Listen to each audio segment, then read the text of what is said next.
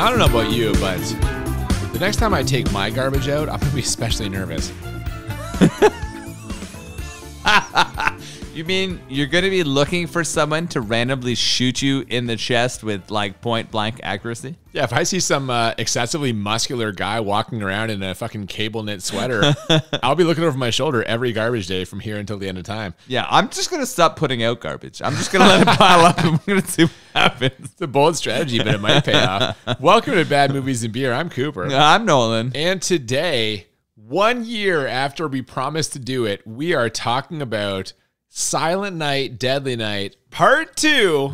It is the sequel that was so perfectly set up by the original Silent Night, Deadly Night. I required a sequel. I called for it in our last episode. I was like, this must continue, and they've given it to me. They really have. Are you happy that they did? Or in hindsight, do you kind of wish they just left it alone? I mean, we're going to talk about that when we get to our reviews at the end of this episode. Oh, we will indeed, for sure. But before then, this was not only our Christmas episode, our second last episode before we take our mid-season break. This was also perhaps our most exciting and ambitious beer selection because we have chosen today to take on, and we've already started, if you can't tell from our voices, the 12 Beers of Christmas pack from our friends at the Whitewater Brewing Company. 12 beers, each unique, only released this time of year. How excited were you for this week, Noel? So excited. This is a lot of delicious beers for us to try. We did a draft style beer selection and consumed several of those beers thus far. Yeah, so quickly right now, we'll cut to the audio footage of us unboxing and drafting these beers earlier, then we'll come right back for the actual episode.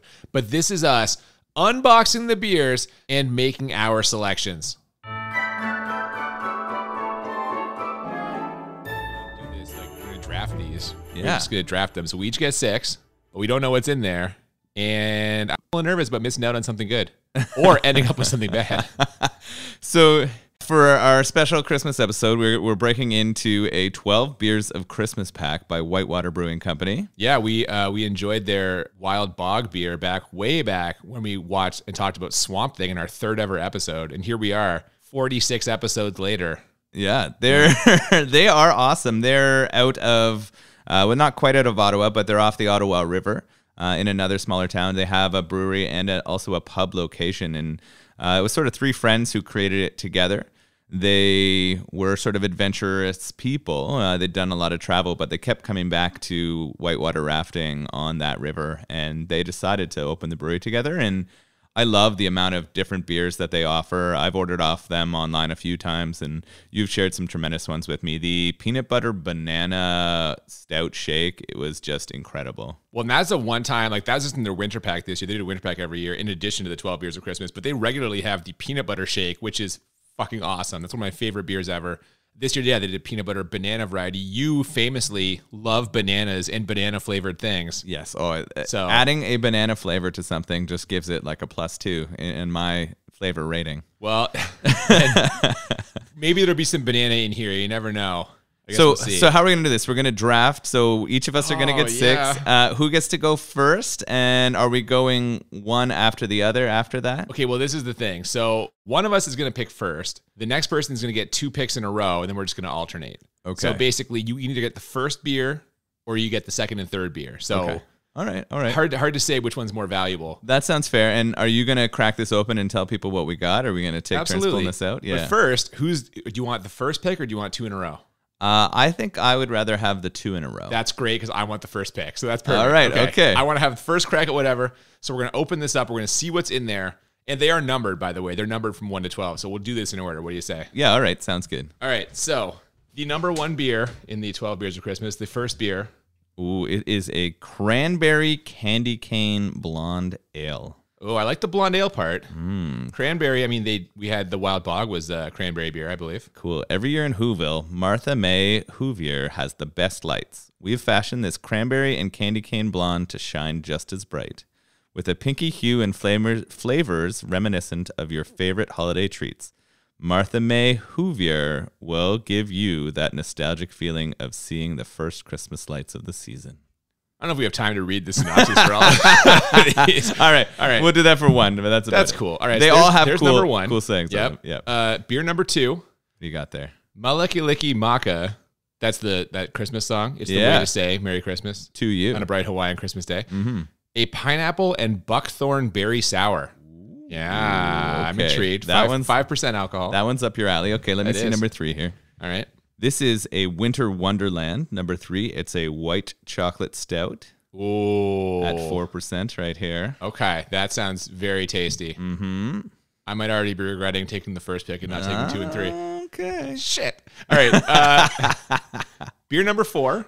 It's called Welcome to the Stage. It is a brandy butter ESA, which I believe stands for Extra Special Ale? Extra Special Ale. I don't know. Sound like a thing. 4.5% alcohol. That's a nice smooth drinker. Yeah, Nice is that and one? Where's that one on your list so far? I don't want to reveal anything. Yeah. Oh, you're not giving me any info here to help me. Nope. Oh, this is a Christmas seltzer. Oh, what? Not even a beer? Yeah, not even a Interesting. beer. Here we've got an orange seltzer. That'll be refreshing, I bet. That one That'd be a kind of good- comes off a little bit different. Good palate cleanser. Surprise! This isn't a beer at all. Nice. it is. That's what it says right Yeah. on here, and it has the pictures on it out of A Christmas Story, the Red Ryder BB gun. There you go. Okay, fair enough. Beer number 6, Scotchy Scotch. It's a strong Scotch ale, 9.5% alcohol. And the quote in the back from Ron Burgundy with a little outline of Mr. Burgundy. I love Scotch. Scotchy Scotch. It sounds Here right it up goes down. my alley. Yeah, There no, was yeah. a few years there where I only drank Scotch. Raise a glass and stay classy. There you go. Classy I like guy. it. All right. Beer number 7, Family Recipe Barley Wine. Okay. I'm wondering where that's going to go in the... I've never had barley wine. What's barley wine taste like? Oh, maybe you should draft it early. Number 1 pick. No, that's insane. I'm not going to go number 1. I don't even know what it is. All right. Number 8, it was an ugly tree anyway. A smoked spruce blonde ale. 5% alcohol. Again, blonde ale, like the sound of So that. we got spruce in the actual brew of this. I guess so. All right. This one's called Yule Log, and it is a Scottish whiskey oat ale. Ooh, my. Coming in at 6.5% here. That's lower than I would have guessed. Okay. Yeah, not super high. We're definitely getting a lot of English or European style brews here. I think that makes sense, I guess, with the holidays. I was going to say, these sound very wintry, right? A lot of like things that are going to, I think one of Warm the ones us that I up. actually said, like, These are all warm your going to belly. warm us Yeah. up, yeah. Number 10, Fig Pudding German Essential Amber. It's called Figgy Pudding. 5% alcohol. We filled up a can of good beer that tastes like a classic figgy pudding. So if you like figgy pudding, I don't think I've ever had a figgy pudding. well, take that in the barley wine 2-3, and you get some new experiences. Yeah, that's exactly what I'm looking for. Is I think barley wine should be yours. Should we lock it in right now? 2-3 is a good picks, No, that's okay. your number 1, isn't it? Well. Number 11. This is called Prosecco Ho Ho. Oh, okay. Oh, really? Yeah, and it's a mimosa sour. Ooh, Yes. all right. It's an extra light beer at 2.5%. Now, that sounds intriguing. Pop the Prosecco and pour the orange juice. Santa Claus is coming to town. That one's interesting. Yeah, it is. That one's very interesting. Okay, number 12. This is the final one. Now, I'm seeing the colors in this, and I'm trying to get my hopes up, but oh, goodness. It's called Dinner Mint. It's a cocoa and peppermint stout. So this is now very interesting. So we had a bit of a conversation before the draft about another mint chocolate stout from this very same brewery. Alleged. Listen, I love Whitewater. They do a lot of good stuff, but they put this like wintergreen porter that was like, it's not peppermint. It's like spearmint. Yeah, and it was way too minty for me. Didn't meet what you thought it was going to be, No. and you're probably hoping for the beer that's in your hand. Unless this is a similar minty profile to You know the what? next one. And now I I'm love nervous. the spearmint wintergreen. So if you want to let this one go to 12 and give it to me, I'm up for the spearmint here. You know that I'm up for that one. They have thrown me a real curveball here. This is a real moral quandary. I don't know what to do now because I've been burned once on the mint already. So I don't know if I can do it. All right. So we've got 12 beers now. Yeah. And you get to go first and pick which one you want. Okay. You know what? I'm just going to go with my gut. There's one that got me the most excited when we pulled it out of there. Yeah. I'm taking the white chocolate stout. Oh. Winter Wonderland, number 1. That's my pick. Winter Wonderland is going number 1. I think that's a good pick. I'm picking 2 here, and these are going to feel spiteful, but I'm going with number 2. Yeah. Melekalikimaka. Yeah, Melekalikimaka. Melekalikimaka sounds amazing. Sounds Pineapple good, yeah. and buckthorn berry sour. Yeah, fuck. Sounds amazing. And then I'm also going with Prosecco Ho Ho. Oh, you took both sours. The you mimosa dick. sour. The worst thing now is the cocoa and peppermint stout is just staring at me now. I was like, he'll take that in one of the next two picks. He'll save me from myself. Because what if it's too many like the other one? Now I don't know what to do. Oh, yeah. Oh, I've been burned before. That's the problem. I'm going to go with the smoked spruce blonde ale. Number 8. I'm taking Number 8. Okay. I'm going to go for the candy cane blonde ale here. The cranberry one? Yeah. Okay. I thought about that. I looked at it. So Cooper's on the clock. He's having a hard time deciding here whether he wants to go for that chocolate mint. God help me. I'm taking the cocoa peppermint stout. I have no choice. Okay. I think that's a good choice. I think it's going to be delicious. I think it's peppermint and not like the wintergreen spearmint. I'm optimistic. In many ways, optimistic. I wanted to take that as my first pick. Yeah. But I also wanted the decision to be out there for you. Would you be open to a trade? We'll talk about it later. Okay. Yeah, I'm not ready to give up anything. Like I want to negotiate from my full position of 6. Gotcha. Yeah. I want to see what I have here because it might have to be one where we switch 2 instead of switch 1. I hear what you're I saying. mean? Yes, I know exactly what you mean. Yeah. All okay. Right. I'm just looking at what's left here. I've got the figgy pudding around still, the Yule log. We've got the barley wine. Christmas seltzer. We also have the scotchy scotch. And the brandy butter. Wow, there's a lot out here. I think I'm going for the figgy pudding. Okay. I don't know what figgy pudding tastes like, and I'm about to find out. We're going to find out for sure. Yeah. All right. In that case, I am going to guarantee that I get some fruitiness over here. I'm taking the seltzer. I think the seltzer will be a refreshing change of pace. Not technically a beer, but I'm excited to try it. Taking the seltzer one. All right. I think that was a good choice for you. I was thinking about that for a while, and I think you did a good job with that choice. I am going for the scotchy scotch. Oh, thank God. 9.5% Not sound like a beer for me. of strong scotch ale. Okay. I think this is going to be the perfect beer to complement the delicious sours I already have chosen. You fucking asshole. All right. I'm going to take the brandy butter ESA because it's like a lower ABV. You want it's not barley wine. 4%? Yeah. Okay. Plus, I'm not a whiskey guy, so I don't think the whiskey flavored one's up my alley. Not to tip my hand on the last pick here, but yeah. Well, I'll take the whiskey for you then. I'll take fuck. the Yule log. I'm All going with the Scottish whiskey oat ale. I think as someone who hasn't had a barley wine before in your life, it's about time. As you roll it over to me. So now I've only got 4 beers here out of 6. I got the seltzer. I got the barley wines. This isn't even like. I have 4 beers and 2 other beverages. Barley wine is considered a beer, I think. Okay, fair enough. I think if you were to categorize it, it's a style of beer.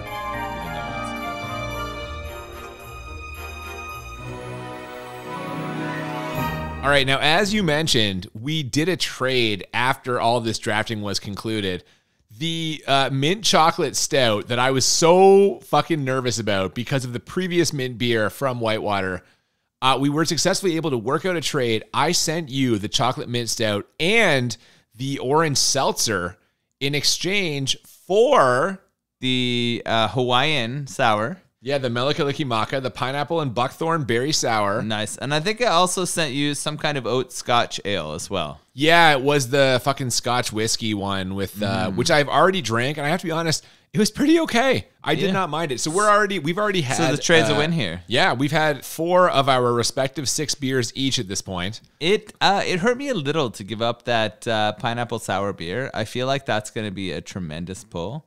I traded you that for one of the 2 beers that I have left here. It's the Dinner Mint, the cocoa and God bless you for taking that off my hands because I am so nervous about it. And the fact that your cranberry candy cane beer had that same mint flavor as the other one we tried, I feel great about this trade now. I am confident, fairly confident, that's going to taste exactly like the wintergreen mint lifesaver beer I had before from them that I did not enjoy. Which is fair. And then the last one I have left is the Prosecco Ho Ho Ho. That one I'm a little jealous that you got. Yeah, mimosa sour. Yeah. I am going to enjoy finishing on this. I think I'm going to go with the stout first and then finish with the delicious light mimosa sour. You're ending on a high note. I'm ending on a barley note. I'm not sure about that. Are you not drinking the barley first? Nope. I'm going with the pineapple buckthorn berry sour first. I'll leave the barley wine for the end. I'm going to hold you to finishing that barley wine then. I'm going to be an asshole. I'm going to make you finish that beer. If you're going to open it last, you're going to have to make sure you finish and enjoy all of that. Well, enough talk. I say we get into it and we can get on with this movie because because we've been talking about beer for the last like 15 minutes. So let's do it. This is the longest beer talk we've ever had. Producer John must be thrilled. That guy wanted more beer. So here we go. We open with some vaguely ominous music. To be honest, this music almost kind of sounds more soothing. And we fade in on a tapping foot. The camera tilts up to reveal an extremely muscular man holding a cigarette, staring anxiously at the wall. And guess who it is? The brother from the end of Silent Night, Deadly Night. It's little Ricky, and he is all grown up. Dude looks like he bench presses minivans. He's huge. This movie is all about a person who witnesses his family being murdered by Santa Claus and then goes on to grow up in an orphanage and is being traumatized by that experience. Yeah, and this is the younger brother of the main character of the first movie who himself witnessed Santa Claus murder. And so this is it's the groundwork has been laid perfectly for this sequel. And here we are. We then get a dead center close-up of his face. He is staring at us, which is broken up by an orderly entering the room with one of those old-time reel-to-reel tape recorders. And for a split second, I was like, is that Patrick Ewing? I thought it was like legendary New York Knicks center Patrick Ewing for a second. It looked kind of like him. Oh, I mean, it clearly is Patrick Ewing playing that role. It's definitely not. Let's be clear. So we get some eerie music as we start getting into this sort of setup. We know that this is dated, right? We know that they're using reel-to-reel equipment to record what's happening. Well, the owner of that reel-to-reel tape recorder enters the room shortly thereafter. He's an extremely well-dressed man. He's the psychiatrist, Dr. Bloom. He's dressed like he's going to a funeral or like a black tie gala. Yeah, I mean, this man is trying to be professional. He says he's not kind of afraid of him, and he's trying to show that he has gone through this before, but he's not pulling it off for me. Yeah, he introduces himself to Ricky, who isn't super receptive to the idea of psychoanalysis. We can tell because Ricky gets up, walks towards the doctor, and says, "Well, what makes you think you can bullshit your way into my head? Like every other pencil neck piece of shit."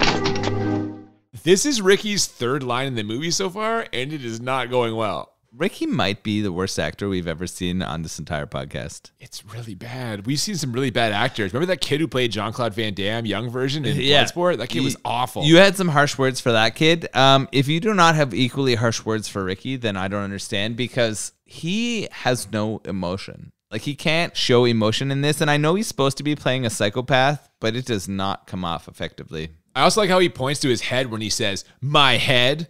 Literal gesture is such an underutilized part of the great actor's toolkit. So what I'm trying to glean from this is I feel like Ricky's on death row. Like, he's about to be thrown to like government-assisted ending of his life. And this doctor's here to provide his last gasp of success. Is that true? Oh, yeah. The doctor does tell him that he's the only chance he has left. Now, Ricky slams his hand on the table when he says the thing about my head, and that brings the orderly back in. But the doctor again tells him to get out in a condescending way. He does, after first waving a finger at Ricky, but not actually saying anything.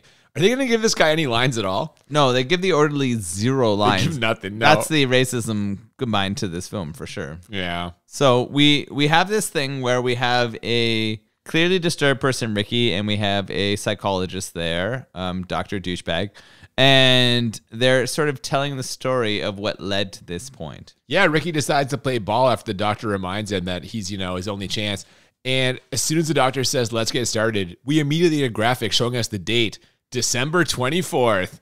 Ooh. We know that this is a Christmas horror movie. They're doing their best to connect it to Christmas time, but there is a bit of a stretch to make it work effectively, right? Oh, yeah. Now, the doctor's first question is about Ricky's parents. He wants to know who killed them. Ricky's answer shouldn't be a surprise to anyone who's seen the first movie, Santa Claus. And just like that, we are into the flashbacks. Yeah, this movie starts with 40 minutes of replaying the scenes from the first movie. Oh, spoilers. What are you fucking talking about?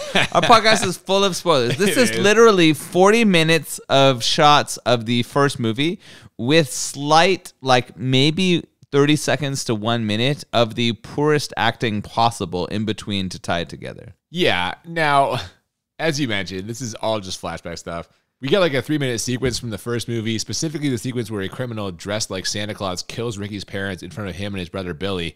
Ricky's providing narration here, only you and I both know all the footage in that first movie is of Billy. So you might be wondering kind of how the filmmakers explain or handle this. And the answer is Ricky in the present day saying, it was hard on both of us. So they nailed it right here. They're just like, this is your seamless transition. Yeah, they're saying that this small child who had heard the stories from his older brother, who starred in the first movie, has the exact same experiences and feelings as the character from the first movie. Well, and the fucking crazy part about that is when their parents get murdered, Ricky is literally a baby. Like, he can't possibly remember this. He throws down the line, I was there. But he's a fucking baby. No, he remembers. There's no fucking way. He remembers.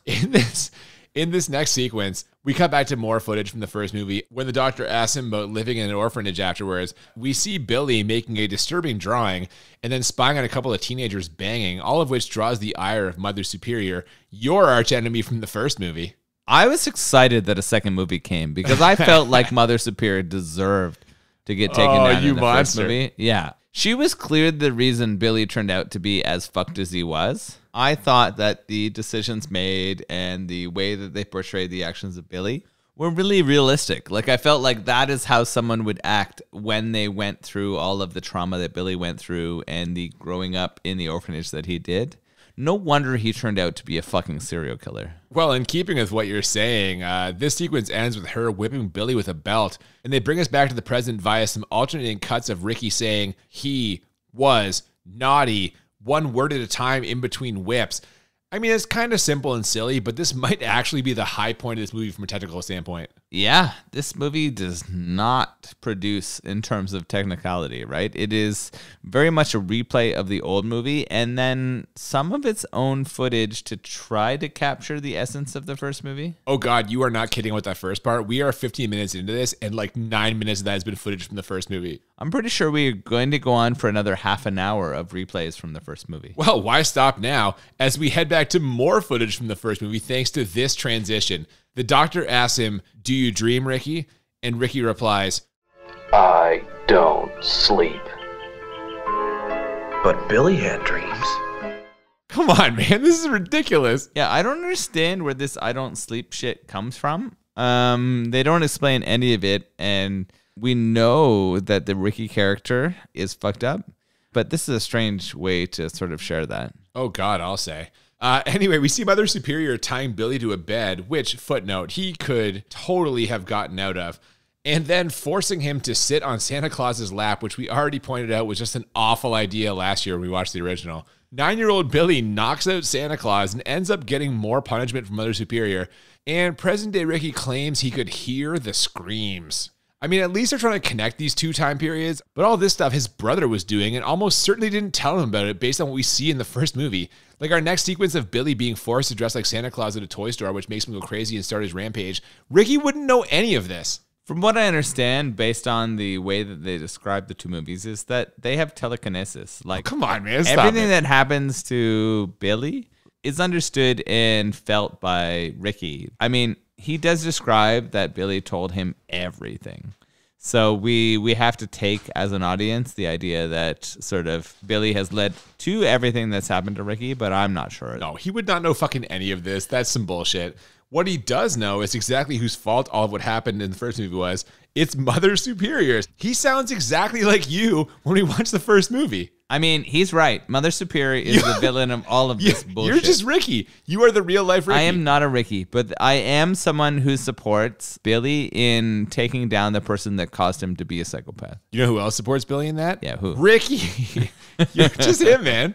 That's what's up. I mean, I'm as buff as him. That's true. But everything else is like a bullshit. You're right. All right. Well, you heard it here first. Anyone who lives close to Noel, be careful taking your garbage out because apparently this guy's got a vendetta. So we get more footage from the first movie now, and it just keeps going.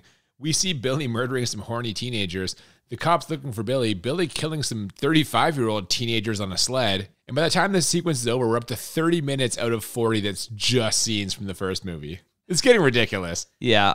If you've never seen the first movie, this second movie is a good way to be like, hey, you should have seen this shit. Look at all these awesome shots. But as someone who has seen the first movie, this is really bullshit because I'm like, I would love to see the new ideas you're bringing to this series. Yeah, for sure. Now, they do highlight one scene in particular in here, though, and that's the scene where the cops shoot the wrong Santa at the orphanage.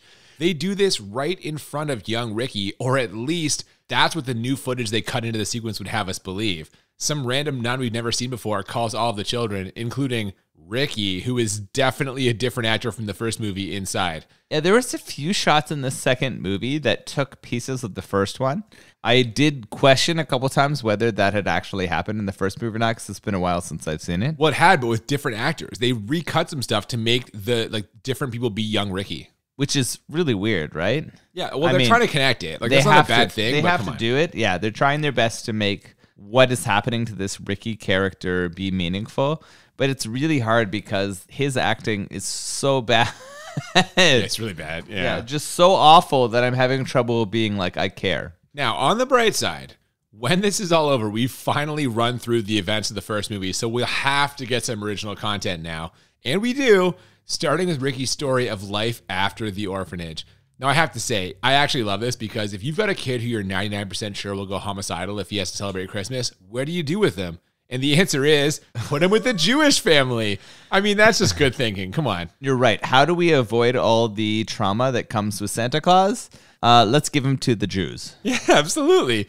We get some grainy flashback footage of them picking him up, him playing in the yard, family barbecue. And then we get a scene that shows us that little Ricky is still clearly traumatized by his past, as a couple of nuns walking down the street and then a red sheet causes him to flip the fuck out. Yeah, he goes into what his new mom calls almost like a seizure, as he sees these nuns and sees their red sheet and panics. She realizes too late in the scenario that this is a bad thing for him. He asked for her help several times, but she finally clues in too late and pulls him out of that situation. So at least there's nothing dramatic that happens here, but we know that Ricky's not okay. Yeah, now the Rosenbergs decide to stick it out with him, though. They're kind of debating this, but they know he needs us, so they're being good role models here. And for a time after this, things were good. But once later on, we see Ricky's adopted father pass away. We see that Ricky is still carrying some of the trauma of his childhood. This is weird, right? So we know Ricky gets adopted. We know Ricky's kind of okay, but not okay. And then his stepfather dies, and he takes it hard. He decides the best way to deal with this is for me as I think he's 16-year-old teen here at this point. I mean, the actor's 28. I agree. He's got a full 5 o'clock shadow when they show this scene. I was really struggling with how much of his beard was showing. He's clearly old, and he decides that the best way to deal with all of this trauma is to walk the fields. Yeah, he starts wandering the countryside like a common hobo, and one day he stumbles upon a couple of 40-year-old teenagers having a picnic. You're right. He finds this group of old teens. Dude, they're even older than the teenagers from the first movie in that sledding scene. Yeah, it's brutal. So they're pretending to be old, but they're in a field. And something that's become sort of I don't know if it's a trope is the right word in the Silent Night, Deadly Night movies, is that the man wants sex no matter what. Well, yeah, what at first seems like a lovely afternoon takes a turn when the male teenager drunkenly forces himself on his date. Now, for Ricky, these rapey vibes bring back the memory of his parents' murder, and for the first time since he was a little boy, he utters the magic word, naughty. Naughty. We know that that's bad news because we see that in the first movie. The old dude's interested in sex, and the girl's not, so the old dude rips her shirt open, just like happened to his mom with Santa Claus, and that's not going to go well for this dude. Oh, fuck no. We know this guy's going to get it, and sure enough, when he walks off to get another beer, Ricky runs him over with his own Jeep. Dude, this scene is fucking hilarious. This guy has so much time to move. Ricky honks the horn. He hasn't even turned the car on yet. Then he starts the engine, and the guy looks down confused the car has started. And then he just drops Ricky. This is fucking absurd. So there's a few things that are fucked here. One, the guy comes back to his Jeep. He goes in the car. Once he leaves it, almost out of nowhere, Ricky materializes in the driver's seat. Wait, he wasn't there when the guy looks in the car. Ricky's not there. All of a sudden, he's in the driver's seat. It's crazy. There's sort of a magical Ricky in the driver's seat moment. And then Ricky proceeds to drive forward and backwards over him several times. This is not Ricky driving over once. This is him repeatedly running over to this perv. And I mean, as an audience member, you're not so upset because this guy was kind of trying to rape the woman. So you're okay, he deserves some harm. But Ricky multiple times drives him over. And what happens when the woman who was in that situation with the man comes and sees Ricky there? She thanks him. She's like, thank you. Yeah, really fucked up. She's just okay, thank you. He's like, thank you for running him over and murdering him. I don't know why she didn't just leave. Like, as he's leaving to with the more beer, the guy basically says to her, like, you stay right there. He basically tells her, I'm going to come wreck and rape you later. And she just sits there. It's really strange and feels out of place in a almost comedic horror movie. Yeah. And from there, we cut back to Dr. Bloom, who has written red car in big letters. He looks up from his notepad, and Ricky is gone. We cut back to the doctor's face. He looks slightly to the right, scared and confused, but it turns out that Ricky was just standing on his left. Like, what the fuck? It's weird. The doctor is starting to get sweaty at this point. Well, yeah, and he gets more sweaty when Ricky gets ridiculously close to the doctor's face and says to him, Going too fast for you, Doc? Red car. Good point.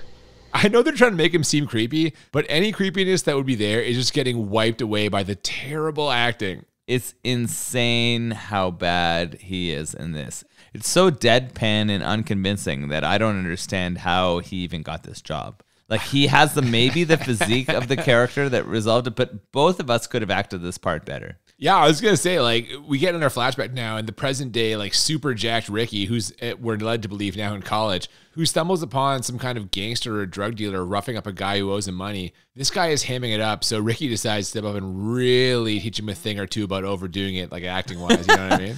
Yeah, so the, like, sort of enforcer for a mafia or gang is beating up some guy in an alley, and Ricky comes over and takes exception to this, and he picks him up and lifts him into the air. And it's a big man he picks up and holds one hand, buddy. Yeah, one hand. Holds him by the neck and just completely stops this tough man scenario from the other guy. Well, then he kills him with an umbrella. He takes an umbrella and jams it through this guy's torso until it comes out the other side, and then it opens. And I laughed out loud at this part. This is fucking hilarious. I lost my mind. Yeah, man, it's really funny. Like, as close as I've ever come to orgasming while watching a movie, it was in this scene because when that umbrella goes through this goon's body and opens up into like this poetic / romantic scene, I just lost it. And then we have a good like 2 minutes of rain falling on this umbrella as blood is spreading over it. We have a very artsy scene here in the middle of what is a very non-artsy and hilarious film. Yeah, and from there we cut back to Dr. Bloom, who, much like me hearing you describe that last scene, is very disturbed by what he's hearing. Dr. Bloom at this point just drenched in sweat, and we find out that nobody in the State Department knew about either of these murders.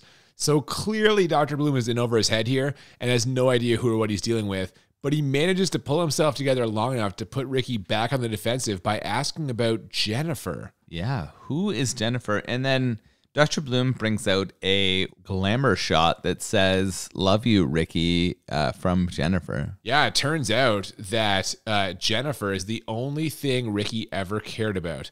They bumped into each other one day when she was on her way to work and he was on his way to a Happy Days theme party. He's legit doing the Foz cosplay here. Yeah, he's in the leather jacket on the motorcycle with the white t-shirt. She's backing out of a parking spot and they bump in the slowest manner possible and he falls over and they laugh their asses off about it. And they fall in love. And here we go from there. We get a little montage of them riding around in his motorcycle and having extremely tender sex. Like, extremely tender. Like, they are barely moving. It was his first time. He was nervous. He didn't know. Right. It turns out it was his first time. Yeah, it wasn't like some of the sex scenes we've seen, right? Willem Dafoe planted that way harder than... Oh, Jesus Christ. I mean, Madonna needed to be... Oh, my God. All right, yeah, let's all just rein it in here. Yeah. Now, it turns out it was his first time, like you said. He actually thought it was her first time, too, which is almost certainly setting her up for trouble. Like, as soon as you said that, I'm like, oh, fuck, this girl's dead. Like, this is not good. This is going to a bad place. Very quickly, we transition from their first sex scene to a time where they're at a movie theater. God damn it, this scene is fantastic. If you only watch one scene in this movie, this should be one of the scenes. There's a stereotypical obnoxious loudmouth making terrible jokes, throwing popcorn. He's there with the friend who is like sitting next to him, seeming embarrassed the whole time, which for me, this part was like the most confusing part of the whole movie to me. Like, these two guys are clearly friends, but is this the first time these two have seen a movie together? Because if so, why isn't his friend like, dude, what the hell are you doing? And if not, why is his friend at the movies with them? Like, the loudmouth is your classic movie theater asshole. Why would you enable him if you're the friend? I spent like way too much time thinking about this. You're just like, what the fuck? How did this happen? You're right. The friend did nothing as the guy in the back was clearly being an asshole. You knew this was going to come back to haunt him because it was not going over well with Ricky. Oh, no. What a dick this guy is. He totally deserves what he's going to get. He deserves to get murdered in the movie theater. You know what? I'm just going to say it. Yes, he does. This dude has no redeeming qualities. I'm fine with Ricky killing him. But, okay, so this weirdness is not why I love this scene so much. The reason I love this scene is what happens when Ricky asks his date what the movie is about. Oh, it's great. It's about this guy who dresses up like Santa Claus and kills people. What? I fucking and shit simultaneously as this happened because I was like, This reaction is incredible. I can't believe that they are watching the first movie in this movie. Oh my God, that's what it is. Yeah. The clip from the movie they are watching is a clip from the first Silent Night Deadly Night. So it's like this in his head, or they're doing a meta thing. Like, I can't figure this out. It's extremely meta. Like, they have already played 40 minutes of the first movie in this, and then during the new parts of this movie, with hard air quotes new, they throw down that they are watching this great movie, which was the first movie. Like, the fuck that they are like fucking each other off so hard when they were making this that I can't handle it. It's too much. Yeah, I still don't understand whether, like, because that is footage from the first movie. So he's described for us other stuff in the first movie that he lived through, but now we're getting events from the first movie on the screen. And so part of me is like, could this possibly be in his head? Like, is he just imagining this because he's mad at the fucking guy in the back? Either way, it's like someone flips a psycho switch because Ricky immediately goes like stone-faced, says, punish, then gets up to kill the loudmouth. But the weird part is, Jennifer doesn't find this like strange at all, or at least not strange enough to go ask him where he's going or follow him or stop watching the movie. Like, she just sits there like, oh, Ricky. I mean, you're right. She doesn't find it a big deal that he goes back and then like murders the dude in 3 rows behind. She gets distracted from like stopping that by her ex-boyfriend showing up. How the fuck are we in like a 6 to 8 person theater and 2 of the people are her ex-boyfriend and his new date? Well, yeah, now that her insanely strong and insane new boyfriend is gone, like you said, she gets a little visit from her ex-boyfriend. That's Chip. And the first thing that occurred to me watching him show up is this dude's hair is terrible. It's this weird, like, orangey blonde dye job mullet, but his dark roots are growing out. Is this supposed to be like a punk thing? Because he sounds like a classic rich kid 80s villain the way he talks, and he's wearing a cardigan over a collared shirt and tie. So what the fuck is this hair? Yeah, this guy's supposed to be an asshole, and he really is. He's way overconfident. He talks about f***ing her in his car and other places, and you know this is going to come back to haunt him. No, Chip. Just no. Stop it, Chip. Yeah. Stop it, Chip. Well, I mean, his name is Chip, so you know he's an asshole. If anyone listens to the show and their names is Chip, I'm sorry, but fuck you. You're an asshole. To apologize to any of our listeners whose names happen to be Chip. Anyway, even though Ricky laughed a while ago, it takes him like 5 minutes to get up to where the loudmouth was sitting to finish him off. And then he also kills the guy's friend, which, what did that guy do? The guy didn't do anything. Oh my God, I did not see the guy's friend get killed. Well, he's not in the seat anymore. He's in the seat, and the guy turns around to like say something to him, and now he's not there anymore. It's fucking Ricky, and Ricky just kills this guy. I don't know what happened to the friend. The friend's so you're inferring that his friend got killed. Oh, I'm sure he got killed. Oh, I thought he went for popcorn and Oh my God. Yeah, I didn't know. All right, the next day, Ricky and Jennifer are taking a nice stroll through the neighborhood when they happen to bump into Chip, who's working on his car and has apparently gotten his hair re-dyed in the last 12 hours. He's got no more dark roots showing. Chip makes a move on Jennifer right in front of Ricky, and when Ricky tells him that's enough, Chip basically pulls a literal, that's what she said. Yeah, that's not the way you want to approach this new relationship. Our Ricky character thought she was a virgin, and now the fact that he knows she isn't is not a good thing for Chip and or for our female character. Oh no, he doesn't like that at all. So he holds Chip down and attaches jumper cables to his tongue, then electrocutes him until his eyes pop out. How would you describe these special effects, Noel? I thought this was one of the poorer special effects. I've been impressed, like in the first one and in many of the scenes of this one, the actual gore and scenes feel pretty real, right? Like Chip's plastic head did not put you over the top. The Chip plastic head was pretty poor. I was like, that's a tough one. That was a big stretch for me. Well, I don't blame you. Jennifer is mortified by all of this and starts yelling at Ricky about how he's out of his mind, how he could kill someone, and blah, blah, blah, blah, blah. Women, am I right? Oh, you were happy about what's going to come next is what you're saying? Yeah, you were excited. Joking. You were like, yeah, she's not a virgin. She deserves to be fucking strangled to death. Not at all. As she's doing this, the director mixes in some quick cuts of Mother Superior explaining how punishment is necessary and punishment is absolute. And sure enough, this all ends with Ricky deciding to punish Jennifer. I mean, we clearly see at this point that Mother Superior is the problem in all of this. She caused all of the murders in this and the first movie. It's tough to argue that fact. It's also tough to argue that Ricky is just an insanely bad actor. But I think that because of that, the actress playing Jennifer has kind of flown under the radar here because she's really bad also. Out of nowhere, a security guard shows up acting like a stereotype of a 1950s cop. It is impossible to take this guy seriously. His hat's askew and the way he's talking, like, come on. The fact that he shows up right after our character has, like, murdered a couple people is hilarious. Nobody called this in. He was just on the scene at that time. And he pulls his gun on Ricky, and what happens? Yeah, the mistake he makes is he pulls his gun, like you said, and he gets it right up in Ricky's face. That's a problem because it takes Ricky about 3 seconds to turn the gun around on the guy and just put a bullet in his brain. So he's dead. And now it's Ricky's turn to go on the rampage. He starts walking around with the security guard's gun and quickly blows away a couple of people. First, some random guy who comes out of his house. And then, in the most famous scene in the movie, a guy who unfortunately picked the worst possible time to take out his trash. Garbage day! Huh? No! So this is really weird. I'm happy we're getting some action in Silent Night, Deadly Night 2. How did Ricky get so good at fucking shooting a pistol? He seems to be like deadly accurate with this thing, and he seems to be loving every time he murders somebody. Oh, he's having the time of his life for sure. He's laughing like a maniac. But I will say, the accuracy with the pistol thing, not so much in the next scene.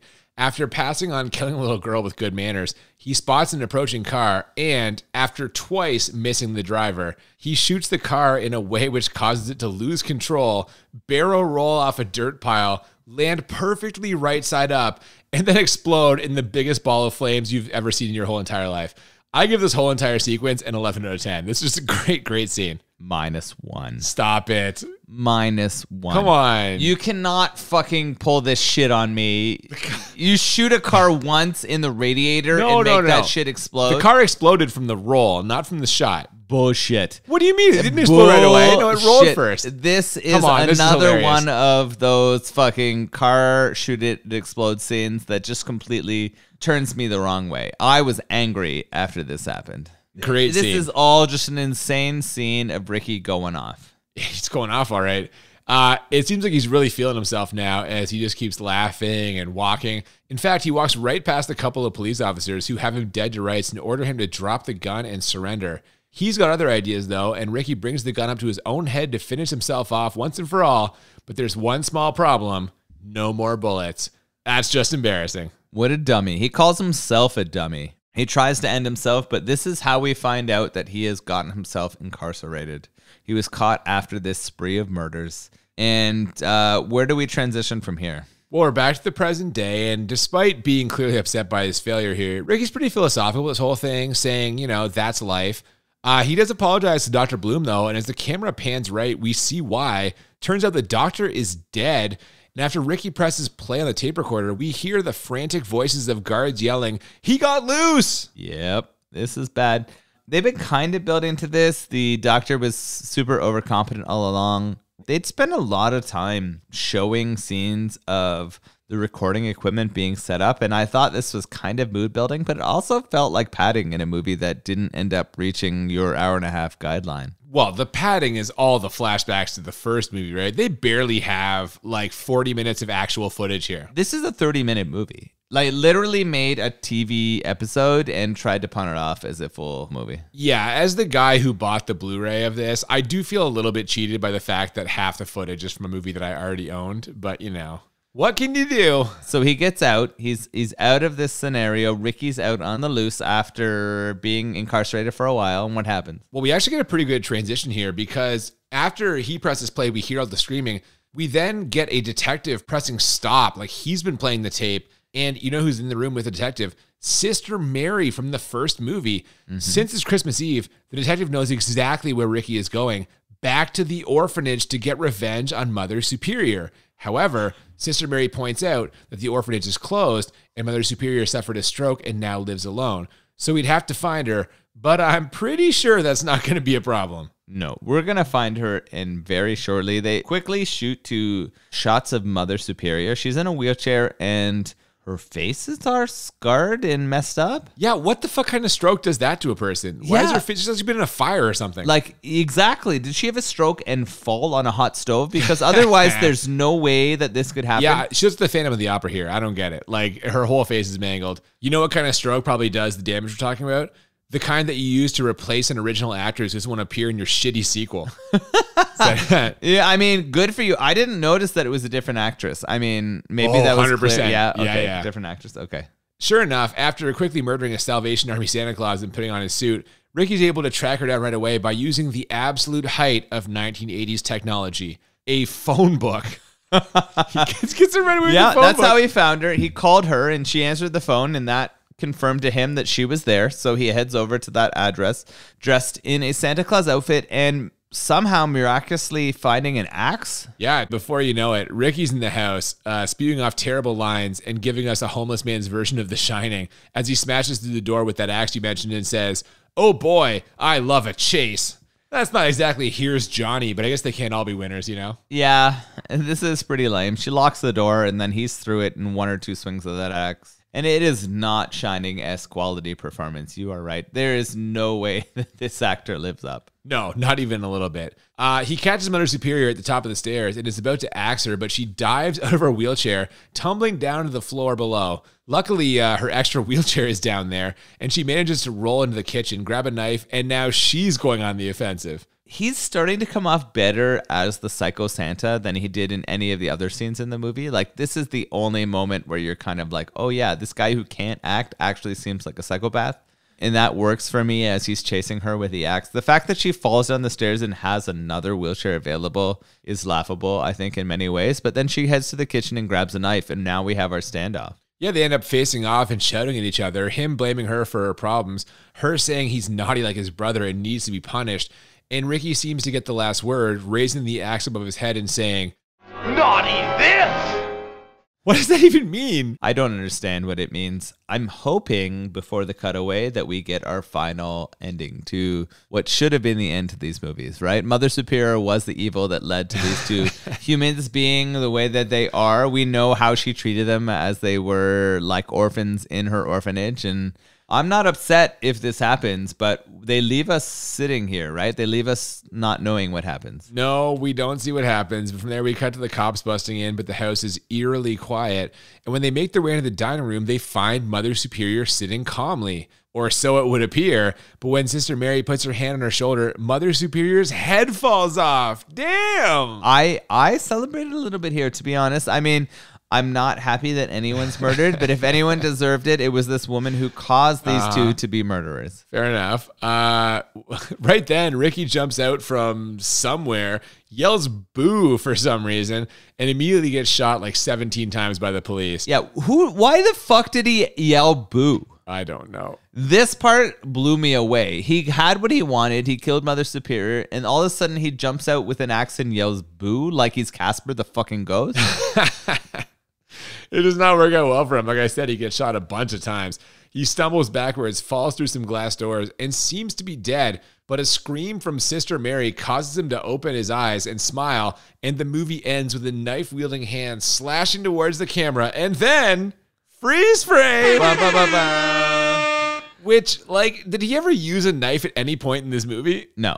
It makes no sense. Total disconnect. Yeah, it's not there. But is he supposed to use a knife? And it was interesting because I thought it was a quasi free frame. I was interested to see whether you would call this a freeze frame because we were kind of into the credits already. But funnily enough, I had the same thought. Yeah.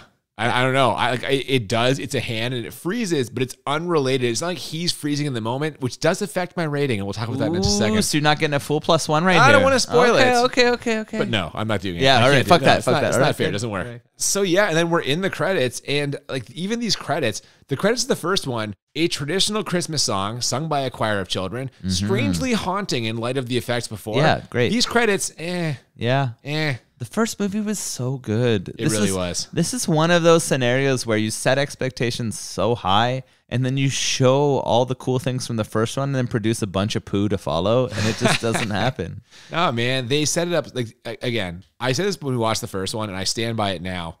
Just a tremendous way to set up a sequel. Oh, the yes. brother being there, the pan up, he says naughty, we're out. You know the sequel is coming, but then they get the sequel and they just fumble it. This is the second time I've watched it. I saw it another time and I came in partway through and I literally thought I was watching the first one. Yeah, exactly, I was like, Silent Night, Deadly Night, this is amazing. I love this movie. And they're like, no. This is the second one. Yeah. This is the second one. And I was like, what are you talking about? And then it started transitioning into those scenes that were Ricky instead of Billy. And I was like, oh, okay.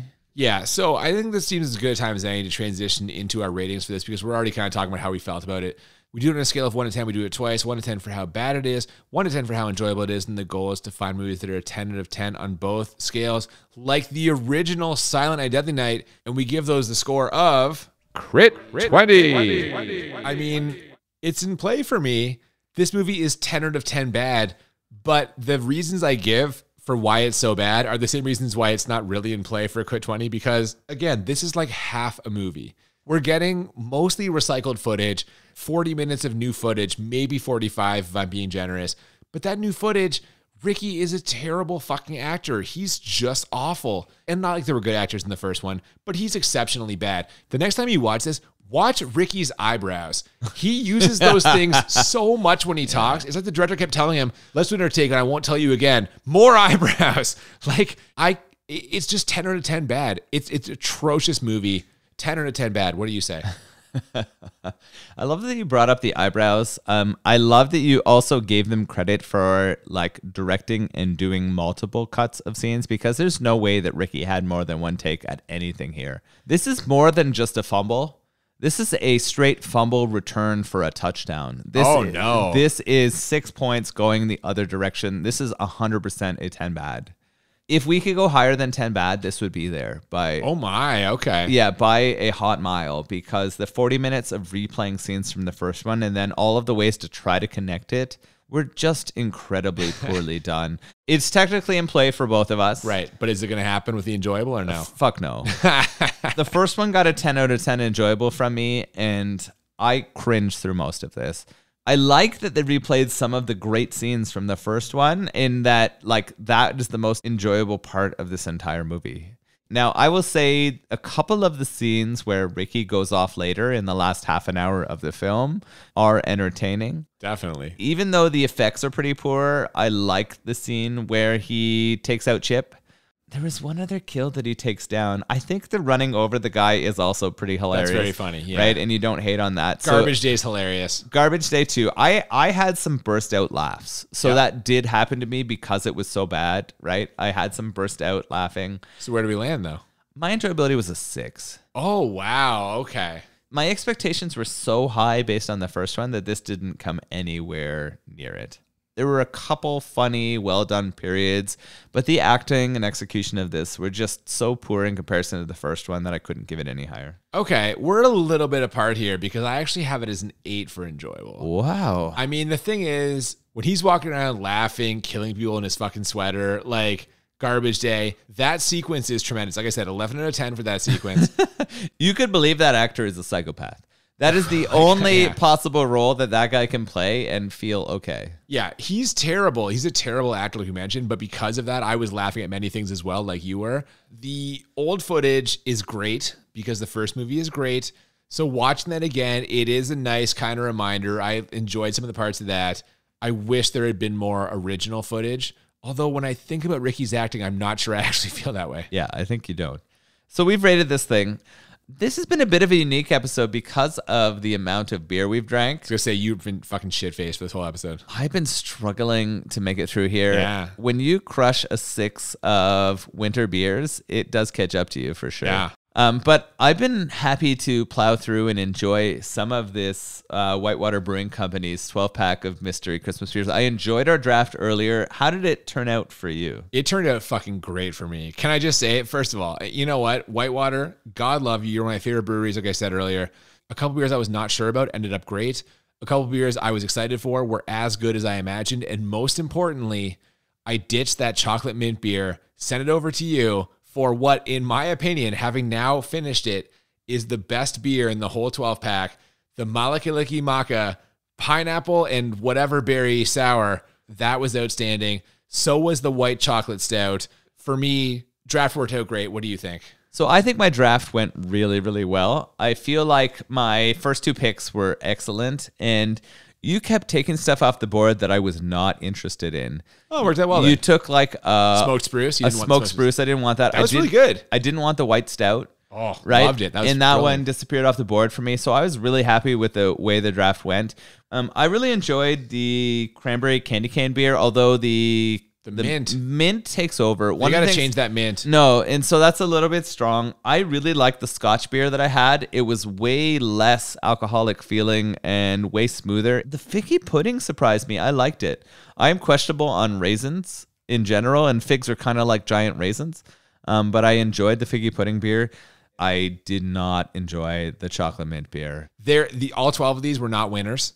But it's hard. They can't all be winners. I'm so sad, though, because I traded that for you for your favorite. I could have had that other one. And I dodged a huge bullet there. I saw it. I got excited. Then I thought to myself, what about the other mint beer I had from them? And it's exactly based on what you described, exactly what I thought it was going to be. So I'm so glad I got it from underneath that rock. Man, what a kind human I am. Well, Because otherwise, if it didn't, then it just seems like a sad move for me. It's a hell of a Christmas gift for me. I appreciate it. Yeah. I mean, you provided all these beers, so thank you to you. True. Best beer in the box. Go.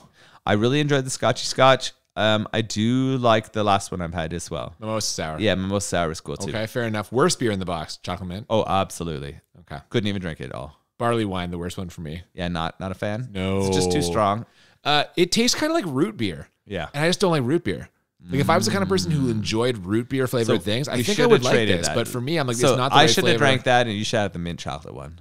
I mean, I would have been the same boat as you. I mean, if I had another 9%er, I would have been like not podcasting anymore.